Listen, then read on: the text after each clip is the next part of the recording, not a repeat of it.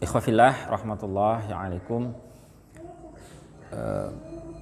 Sebagaimana tadi sudah disampaikan bahwa kegiatan kita ini melanjutkan kajian sebelumnya yang rutin dilaksanakan di Masjid Al-Haji Arafah selama beberapa bulan yang lalu, dan pada hari ini kita lanjutkan kembali pasca Ramadan, masih di pembahasan tentang wudhu. Di kitab yang kita bahas ini adalah kitab Al-Fiqhul Manhaji ala Mazhabil Imam Syafi'i rahimahullahu ta'ala, yang disusun oleh 3 ulama terkemuka, pakar di bidang mazhab Syafi'i. Jadi ada Syekh Mustafa Dib Al-Bugha, kemudian ada Mustafa Al-Khin, lalu yang kemudian juga Syekh Hasan Hitu, Syekh Ali As-Suranji. Ini membahas tentang fikih Syafi'i. Pembahasan wudhu sudah kita sampaikan tentang pengertiannya, kemudian fardu-fardunya, sunnah-sunnahnya, makruh-makruhnya, lalu yang terakhir tentang pembatal-pembatal wudhu. Pada malam ini kita akan bahas al-umurul lati yushtaratu lahal wudhu, perkara-perkara yang dipersyaratkan untuknya wudhu. Jadi aktivitas apa saja yang kita itu untuk dapat mengerjakannya harus berwudhu dulu. Dalam mazhab Syafi'i ada beberapa perkara yang mengharuskan kita wudhu agar perkara tersebut sah kita laksanakan. Jadi ada tiga perkara. Al-umurul lati yajibul wudu'u min ajliha, perkara yang wajib berwudu karenanya. Hiya, yang pertama awalan as-shalah. Pasti ini salat. Tidak sah salat tanpa kita dalam keadaan wudu, suci dari hadas kecil dan juga hadas besar.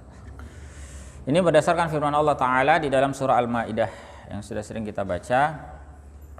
Qala ta'ala, a'udzu billahi minasy syaithanir rajim, ya ayyuhalladzina amanu idza qumtum ilas salati faghsilu wujuhakum wa aydiyakum ilal marafiqi wamsahu bi ru'usikum arjulakum ilal ka'bain.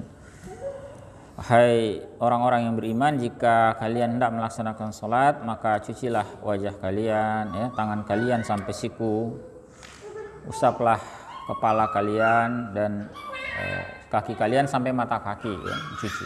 Jadi ini perintah untuk wudu, perintah untuk wudu. Di dalam hadis riwayat Al-Bukhari juga riwayat Muslim, Nabi Shallallahu Alaihi Wasallam juga menegaskan hal ini. Qala Rasulullah Shallallahu Alaihi Wasallam, la yaqbalullahu salata ahadikum idza ahdatsa hatta yatawadda. Tidak diterima oleh Allah salat salah seorang di antara kalian jika dia berhadas sampai dia berwudu. Ini riwayat Bukhari dan Muslim. Wa inda Muslim, dalam riwayat Muslim yang lain, la tuqbalu salatun bi ghairi tahur. Tidak diterima salat dengan tanpa bersuci, tanpa adanya taharah. Kalau ada orang salat, selesai salat atau sementara salat dia ingat, aduh tadi dia belum wudu, berarti apa? Salatnya tidak sah. Kalau salatnya sudah selesai, dia harus ulang lagi.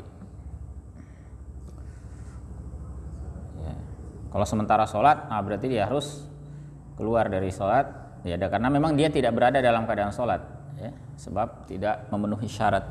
Maka dia pergi berwudu dahulu, lalu dia salat. Itu nomor 1. Kemudian yang kedua, at-tawafu haulal Ka'bah, bertawaf di sekitar Ka'bah. Itu juga mengharuskan kita dalam keadaan suci dari hadas. Ini berdasarkan keterangan Rasulullah SAW. Di anna tawafa kas-salati tajibu fihi taharah. Karena tawaf itu sebagaimana salat, wajib padanya bersuci. Kalau Rasulullah SAW, Rasulullah SAW bersabda, at-tawafu haulal baiti mithlus shalah. Tawaf di sekitar Baitullah itu semisal dengan sholat.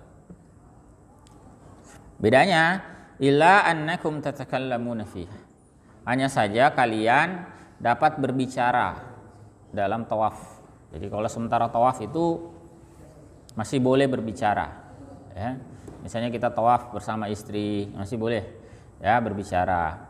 Tetapi berbicaranya pun berbicara yang baik, ya. Sebab Nabi mengatakan, "Faman takallama fihi fala yatakallamanna illa bi khair." Siapa yang berbicara dalam tawaf, maka janganlah dia berbicara kecuali dengan kebaikan. Dia berbicara yang baik, ya, jangan berbicara yang buruk, ya. Menggunjing orang lain, ya, bisa saja orang sementara tawaf itu kan bisa ada orang lain di situ kan. Misalnya ada dari, ya mohon maaf, misalnya ada muslim lain dari Afrika yang kulitnya sangat hitam, misal, ya. Orang Indonesia itu kalau baru pertama kali melihat bisa kaget. Ya, karena kalau dapat orang Afrika yang sangat hitam itu hitam banget, gitu. Ya mirip dengan kain hitam sekali. Nah itu kalau orang Indonesia kaget dia bisa menggunjing, dia kasih tahu temannya di samping, coba kau lihat itu orang hitamnya media pak. Ah tidak boleh, ya. Kalaupun kita berbicara, berbicaralah yang baik, ya.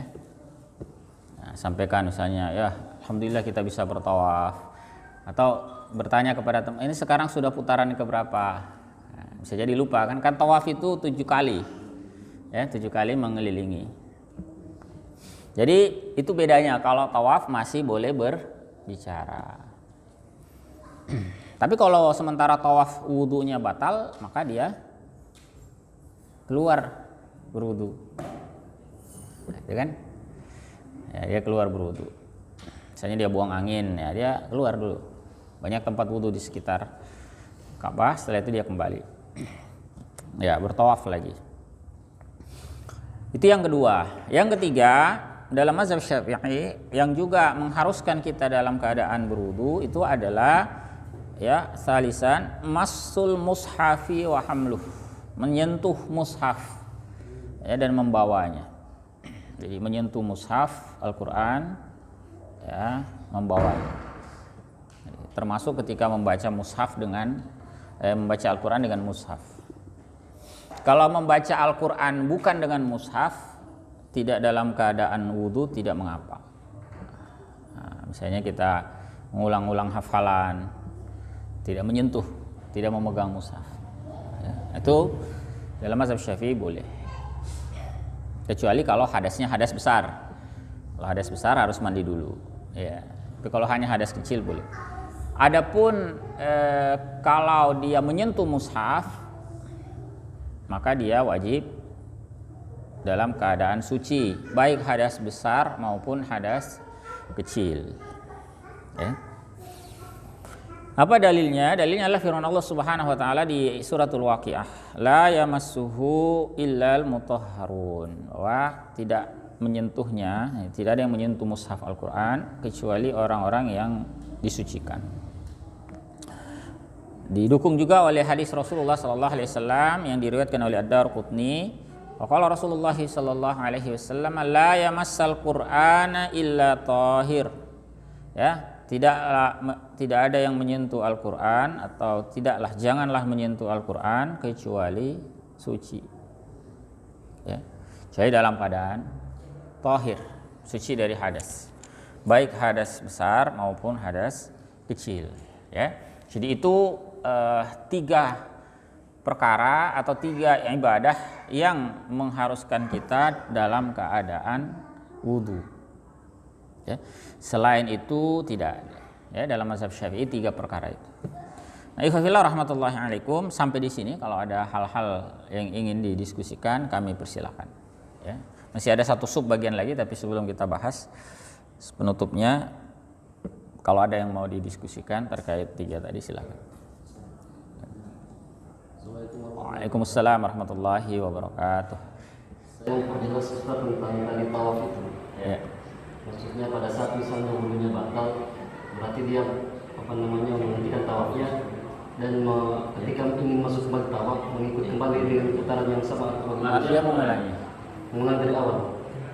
Berarti kalau orang sudah selesai dia tawaf sendiri begitu. Kenapa?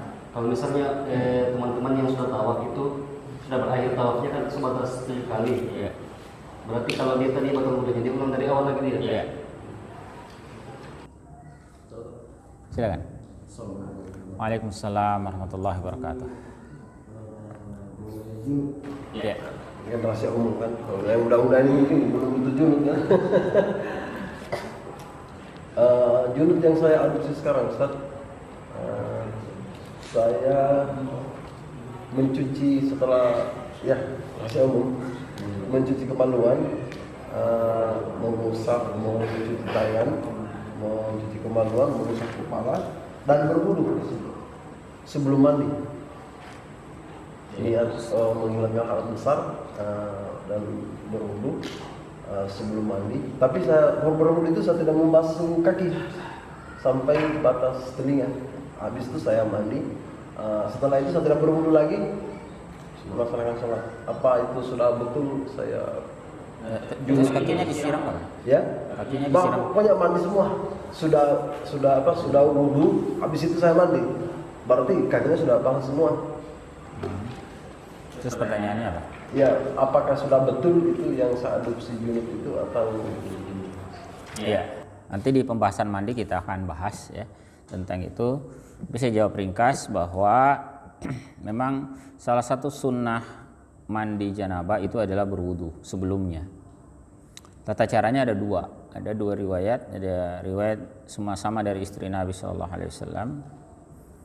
Ada riwayat dari Maimunah radhiyallahu anha, itu berwudu sebelum sholat, sebelum mandi sebagaimana wudu hendak sholat, sama persis, termasuk mencuci kaki. Setelah itu baru mandi. Ya. Ada juga riwayat yang lain dari Aisyah radhiyallahu anha, itu kakinya terakhir. Jadi setelah semua, jadi dia wudu tidak mencuci kaki, hanya sampai telinga. Setelah itu dia mandi. Nah, kemudian di penghujung mandi dia mencuci kakinya, begitu. Ya. Dan kedua cara itu benar.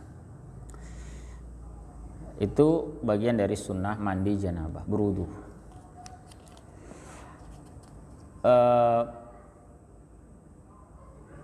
Bahkan karena dia sunnah, orang tidak berwudu pun juga tetap sah mandinya. Nanti kan dia tidak berwudu tadi, maka dia langsung mandi saja dan mandinya tuntas, maka bersih dia dari hadas, baik hadas besar maupun hadas kecil. Dia tidak perlu berwudu lagi, meskipun tadi dia tidak wudu. Bisa dipahami ya? Nanti kita akan ulas lagi lebih detail ketika pembahasan tentang janabah. Ya, pembahasan tentang mandi. Ada lagi mungkin yang lain?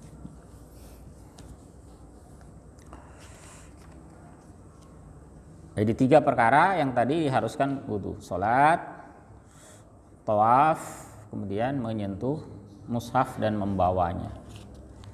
Nah, termasuk membawa ya, membawa. Baik, kalau tidak ada lagi kita lanjutkan ya. Satu lagi topik ya. Ini suratun kamilatun li wudu'in Nabi sallallahu alaihi wasallam bi faraidihi wa sunanihil muakkadah wa bayanu fadlihi wa fadlus salati ba'dah. Di gambaran utuh tentang wudunya Nabi sallallahu alaihi wasallam dengan fardu-fardunya dan sunnah-sunnah muakkadnya, serta penjelasan akan keutamaannya, juga keutamaan salat setelahnya. Jadi keutamaan salat setelah wudu. Ini diriwayatkan oleh Imam Al-Bukhari dari sahabat Utsman bin Affan. Rawal Bukhari fi sahihihi an Utsman bin Affan radhiyallahu anhu annahu da'a bi wudu'i. Bahwasanya Utsman pernah meminta dibawakan sewadah air wudu untuk dia pakai untuk wudu ya. Fa afraga ala yadayhi min ina. Lalu beliau menuangkan air ke kedua tangannya dari bejana itu. Fa ghasalahuma thalatha marrat. Lalu dia cuci 3 kali. Nah, setelah itu apa? Summa tamadmadha wastansyaqa wastansara. Kemudian dia berkumur-kumur. Kemudian menghirupkan air ke hidung lalu mengeluarkannya. Summa ghassala wajhahu salasan. Kemudian beliau mencuci atau membasuh wajahnya 3 kali. Wa yadaihi ilal mirfaqaini salasan. Juga kedua tangannya sampai siku 3 kali.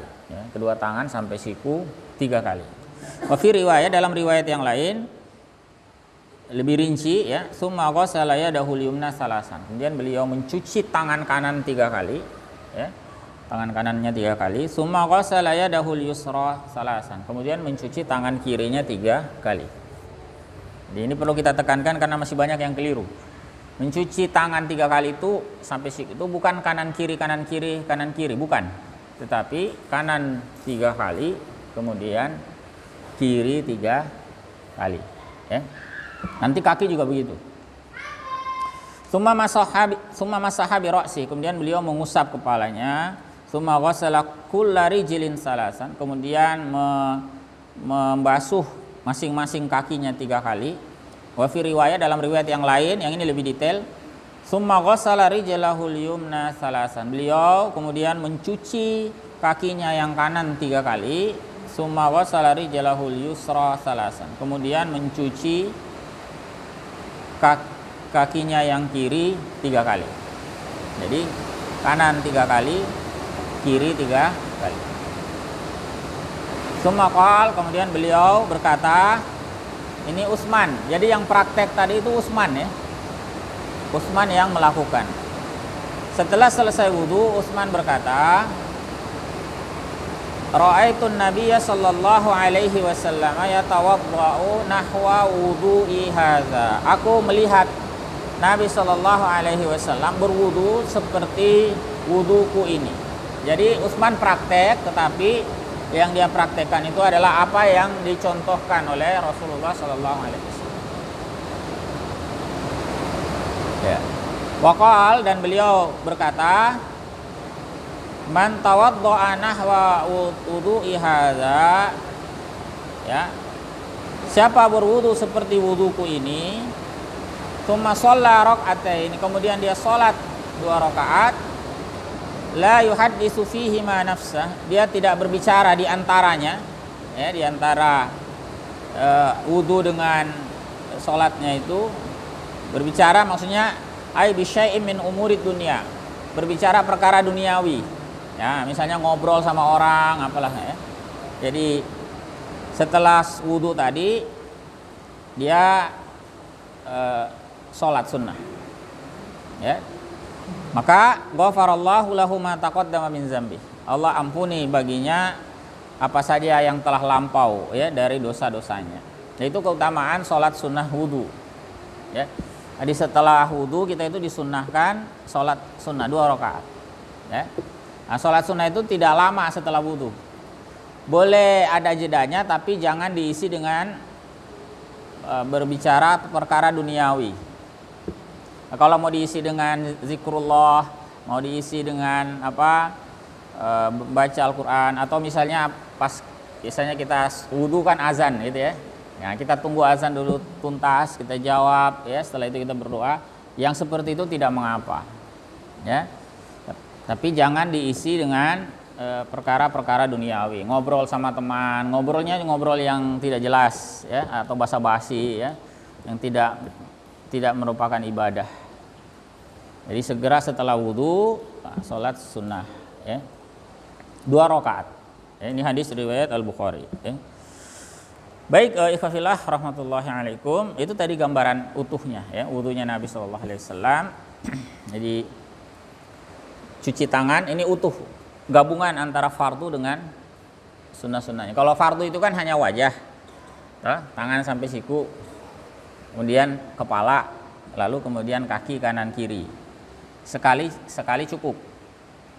Tapi yang dicontohkan dalam riwayat Utsman tadi oleh Al-Bukhari itu ada juga sunnah-sunnahnya.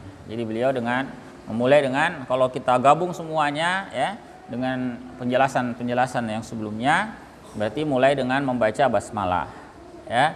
Setelah membaca basmalah, dia mencuci tangannya dulu 3 kali, sampai pergelangan 3 kali. Setelah itu dia berkumur-kumur lalu menghirupkan air ke hidung, lalu dikeluarkan.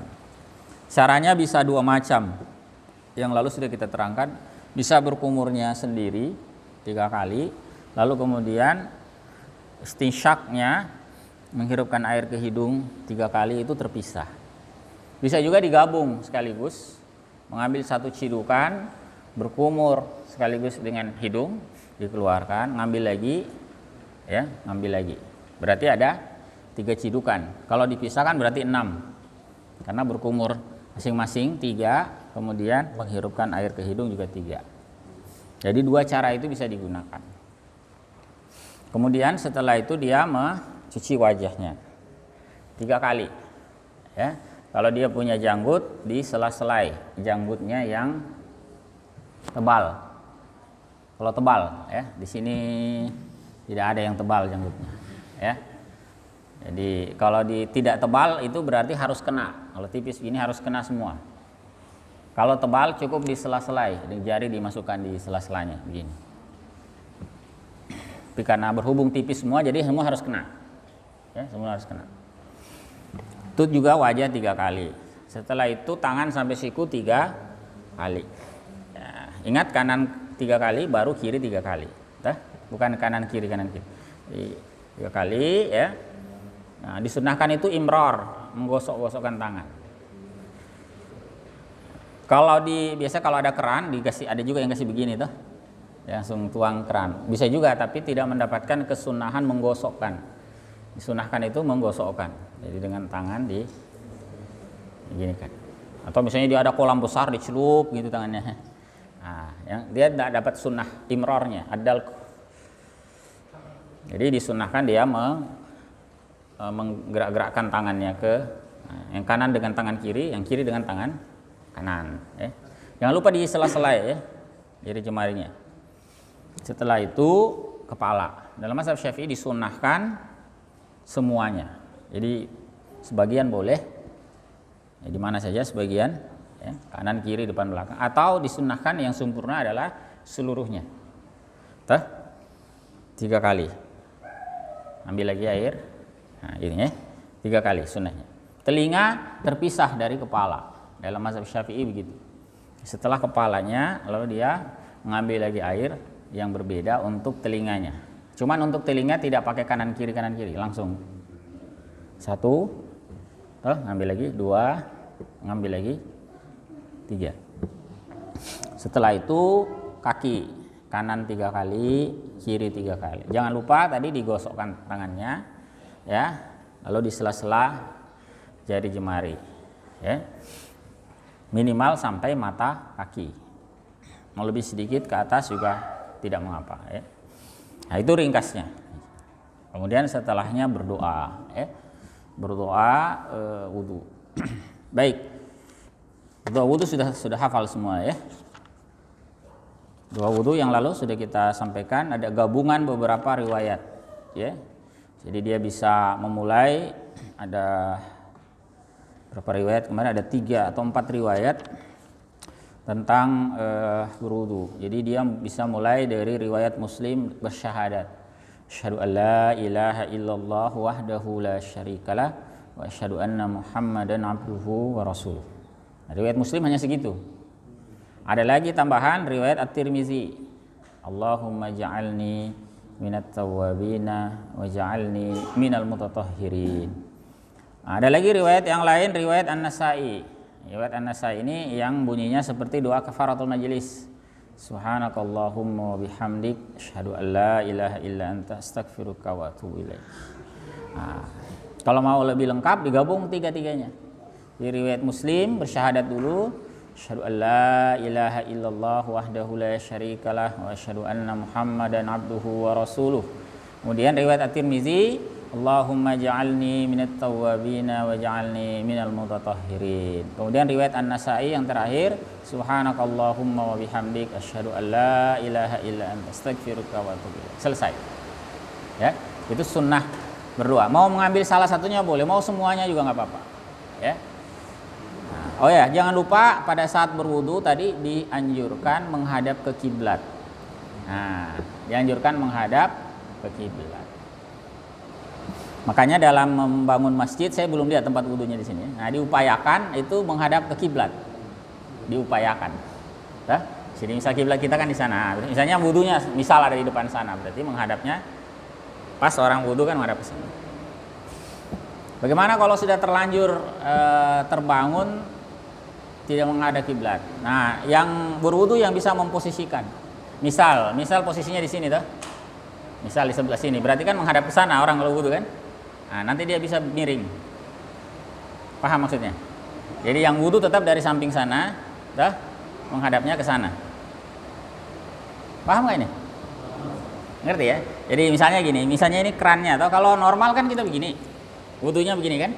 Berarti menghadapnya bukan kiblat, sebab kiblat kita di sana. Dia bisa mengakali dengan wudunya dari samping sini. Ya, ya, bisa dipahami ya?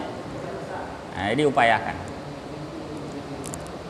Ya, tapi kalaupun tidak bisa, misalnya ya nggak bisa karena tembok atau gimana ya, ya mau gimana lagi, ya. Dan tidak mengapa karena memang hukumnya sunnah, ya. Wallahu a'lam bishawab. Ya, jadi itu pembahasan kita tentang wudu. Ya. Bahasan berikutnya ini agak berbeda, meskipun masih bagian dari wudu. Ya, nanti pembahasan berikut, insya Allah kita akan bahas tentang al-mashu 'alal khuffain, mengusap kedua khuf. Ya, nanti kita akan bahas. Apa itu insya Allah nanti pertemuan mendatang. Masih bagian dari wudu sebetulnya. Ya. Tapi sampai di sini, kalau ada yang ingin didiskusikan, kami persilahkan. Kalau ada, silakan. Waalaikumsalam warahmatullahi wabarakatuh. Agak keras suaranya ya, hujan soalnya saya juga kurang jelas. Yang berwudu itu sambil bicara. Sambil bicara. Apakah ini wudunya itu sah atau tidak? Sudah. Ya, ini berbicara pada saat berwudu. Itu hukumnya makruh. Ya, hukumnya makruh. Sudah kita bahas dahulu ketika membahas makruh wudu. Jadi ngobrol ya. Dan sebagainya itu makruh, hanya saja tidak menyebabkan wudunya tidak sah. Ya, jadi ngobrol pun tetap sah saja, hanya saja makruh. Ya. Kecuali kalau dia berbicaranya itu memang diperlukan.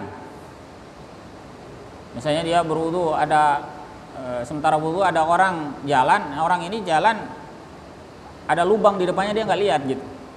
Nah, dia memperingatkan, nah, dia boleh tanpa kemakruhan, dia bisa sampaikan, awas pak ada lubang, nah, nggak apa-apa. Tapi kalau tidak ada hajat, tidak ada kebutuhan, nah, maka makruh hukumnya dia berbicara. Ya. Bukan hanya wudu ya, semua aktivitas bersuci itu dimakruhkan berbicara. Mandi,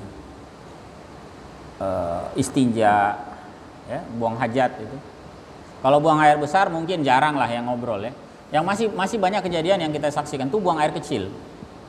Misalnya di tempat buang air kecil yang itu berkumpul di satu tempat bisa banyak orang. Kayak di bandara, di mana di tempat-tempat umum itu kan bersampingan urinoirnya itu tempat buang air kecilnya. Nah, kadang-kadang itu ngobrol dengan temannya ya. Atau misalnya dia terima telepon. Bandara itu sering. Sabar, saya masih di toilet tuh. Tunggu, nanti sebentar lagi saya keluar. Nah, misalnya begitu ya. Nah, itu makruh hukumnya, ya. Kalau buang air besar sekali lagi sudah rasanya mungkin hanya anak kecil yang melakukan, mungkin. Orang dewasa saya belum pernah ketemu, ya. Tapi kalau dibuang air kecil masih banyak. Coba ya di tempat-tempat umum tadi, di bandara, di terminal, di mall, ya, pusat perbelanjaan itu kan kadang toiletnya bukan dalam ruangan kan ya. Maksudnya bukan satu orang dalam ruangan tersendiri. Dia jejer beberapa. Ya, itu kadang orang ngobrol. Ya. Ada lagi mungkin? Ya, silakan. Saya sudah berumur, Ustaz. Ya. Kemudian istri saya menyentuh saya atau saya menyentuh istri saya, apakah itu batal? Yang kedua, kalau misalnya tidak sengaja, Ya. saya tidak sengaja Iya, baik. Ini juga pembahasan tentang pembatal wudhu yang lalu, ya. Mungkin agak lupa atau waktu itu tidak hadir. Jadi salah satu pembatal wudhu itu adalah bersentuhannya lawan jenis, laki perempuan, dengan catatan apa? Ada dua. Yang pertama, bukan mahram. Kemudian yang kedua, kedua-duanya sudah dewasa. Kalau terpenuhi dua ini, mereka bukan mahram. Suami istri itu bukan mahram, ya. Jadi jangan ada yang berkata, wah, saya kan sudah menikah. Justru karena bukan mahram, Anda boleh menikah. Kalau Anda dengan istri mahram tidak boleh menikah. Kan begitu. Ya, jadi itu bukan mahram. Jadi terpenuhi kan. Kemudian yang kedua, sudah dewasa kan? Ya, rasanya kan sudah dewasa. Di zaman sekarang itu sudah jarang menikah. Misalnya wanita itu masih kecil itu sudah jarang. Kebanyakan sekarang kan sudah dewasa. Apalagi kalau sudah punya anak, itu berarti pasti sudah dewasa. Jadi batal. Dalam mazhab Syafi'i, persentuhan laki-laki perempuan yang sudah balik, ya, keduanya ya. Kalau salah satu atau dua-duanya belum balik nggak apa-apa. Jadi persentuhan laki-laki perempuan yang bukan mahram dan sudah dewasa membatalkan wudhu. Sengaja atau tidak, menyentuh atau disentuh, sama saja, ya. Jadi gini, dalam pembahasan pembatal wudhu itu kita tidak berbicara sengaja atau tidak.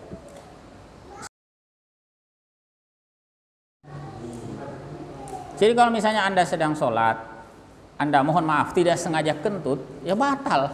Nggak ada urusan sengaja apa tidak. Jadi pembahasan pembatal wudhu itu tidak ada sengaja apa tidak. Ya, kalau Anda buang angin, ya sudah, mohon maaf batal. Kalau dalam kasus sholat tadi sebetulnya kan yang batal itu bukan sholatnya secara langsung, yang batal itu wudhunya. Tapi karena wudhunya tidak ada, sholatnya otomatis juga batal juga, begitu ya. Jadi sengaja atau tidak tetap batal. Ya. Jadi kalau dalam mazhab Syafi'i memang ketat dalam perkara itu. Kalau di mazhab yang lain kita akan temukan berbeda, ya. Jadi kalau misalnya di mazhab Maliki misalnya menganggap persentuhan itu baru batal kalau ada syahwat. Ya. Dalam mazhab Hanafi lebih longgar lagi, meskipun ada syahwat tidak batal sepanjang bukan hubungan seksual. Nah, tapi kalau dalam mazhab Syafi'i mau ada syahwat atau tidak bukan patokan, sengaja atau tidak bukan patokan.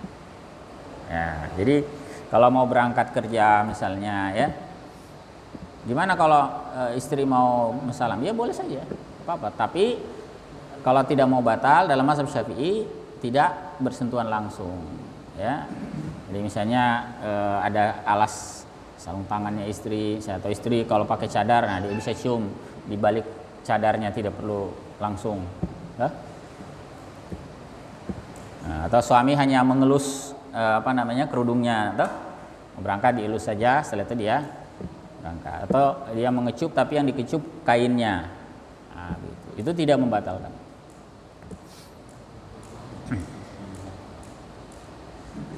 Ya, silakan Pak.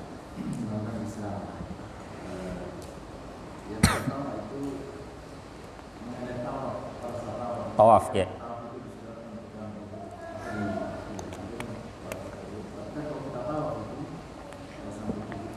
Banyak orang. Ya. Iya. Iya, memang al-aslunya dalam mazhab Syafi'i itu tetap batal. Hanya saja karena posisi tawaf itu masyaqqah, ada kesulitan yang besar, maka dalam mazhab Syafi'i pun dibolehkan untuk mengikuti pandangan yang tidak membatalkan karena adanya masyaqqah. Ya, jadi ada kaidah itu dalam usul fikih, iza dhaqal amru tas'a. Kalau perkara itu sudah sedemikian sempit, maka dia akan ada hukum baru yang membuat dia lapang. Jadi akan menjadi lapang. Jadi khusus untuk tawaf dalam mazhab Syafi'i pun kalau memang kesulitan maka tidak batal. Begitu. Ya. Jadi karena kalau dituruti hukum itu nggak selesai tawafnya itu. Kalau di zaman sekarang, di kondisi sekarang mungkin bisa, karena di kondisi COVID sekarang itu kan tawaf juga dikurang orangnya, teh. Ada jarak, ya, jangankan dengan yang ini sama keluarga saja, ya, itu berjarak, apalagi dengan orang lain, gitu maksudnya. Jadi kalau sekarang tidak berlaku keringanan itu, tapi kalau pada saat normal seperti biasa itu berdesak-desakan itu nggak bisa, itu pasti bersentuhan. Apalagi laki-laki itu dia kan pakaiannya itu kan harus terlihat itu sebelah kanan terbuka kan, tidak boleh tertutup toh. Nah, jadi sangat mungkin. Dan wanita itu yang awalnya bercadar ketika tawaf itu harus lepas, harus lepas, tangannya harus terbuka. Makanya sangat besar kemungkinannya dia bersentuhan. Jadi, ya.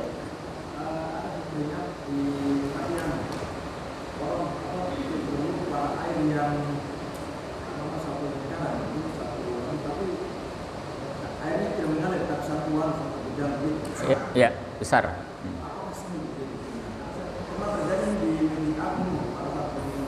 Ya.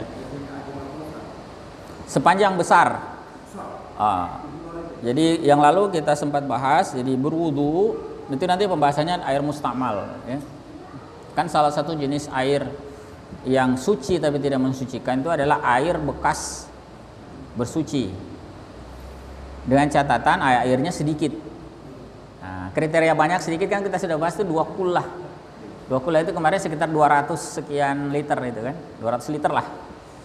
Nah, kalau dia lebih dari 200, jangankan bekas bersuci, najis masuk pun sepanjang tidak berubah sifat air, warna, rasa, bau tidak ada perubahan, maka tetap dianggap suci mensucikan.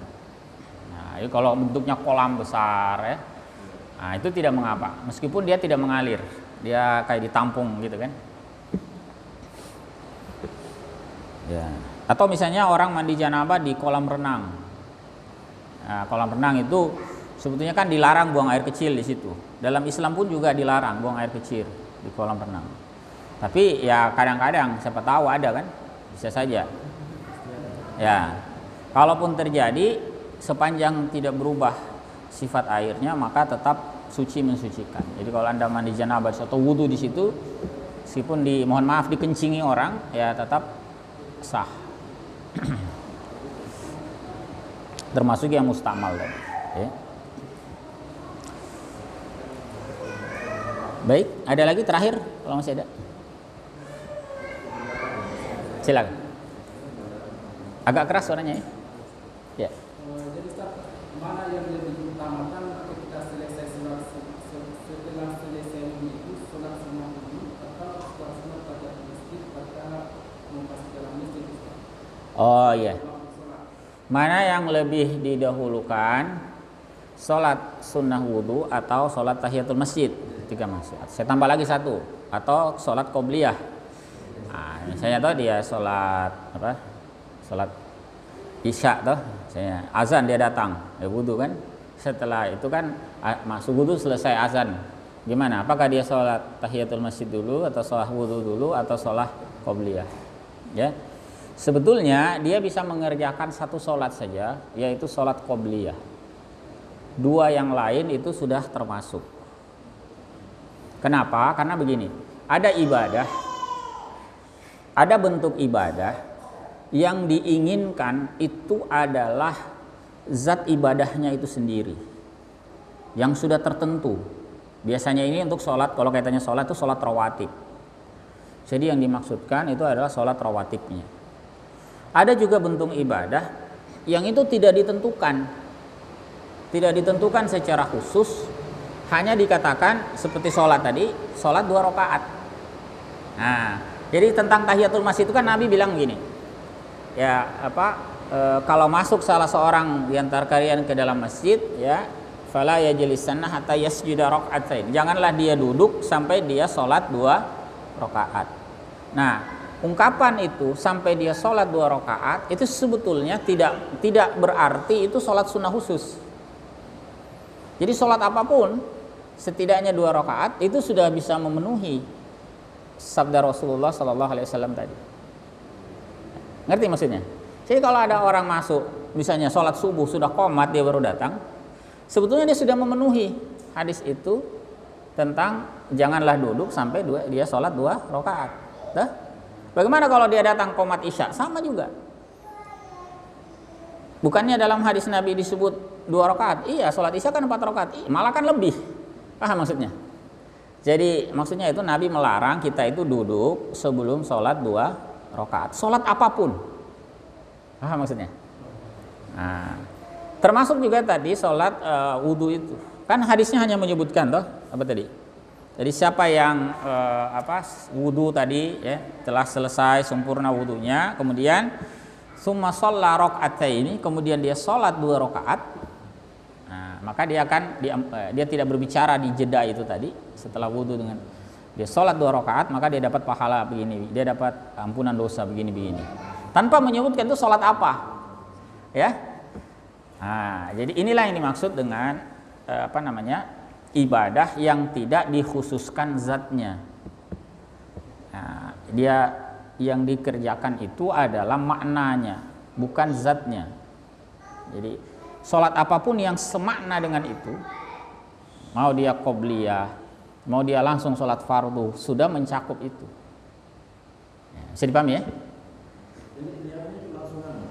Sholat sunnah 2 rakaat. Tidak perlu. Dia langsung misalnya dia mau qobliyah, misalnya dia mau qobliyah isya tadi kan, dia sholat meniatkan bahwa dia sholat sunnah qobliyah isya, cukup. Berarti itu sudah mencakup, dia telah memenuhi hadis Nabi untuk tidak duduk ketika masuk masjid sebelum sholat 2 rakaat, dan dia juga memenuhi tuntunan setelah wudhu dia sholat 2 rakaat. Kalau masih ada waktu, Oh silakan. Kalau masih ada waktu silakan. Nanti namanya sholat sunnah mutlak.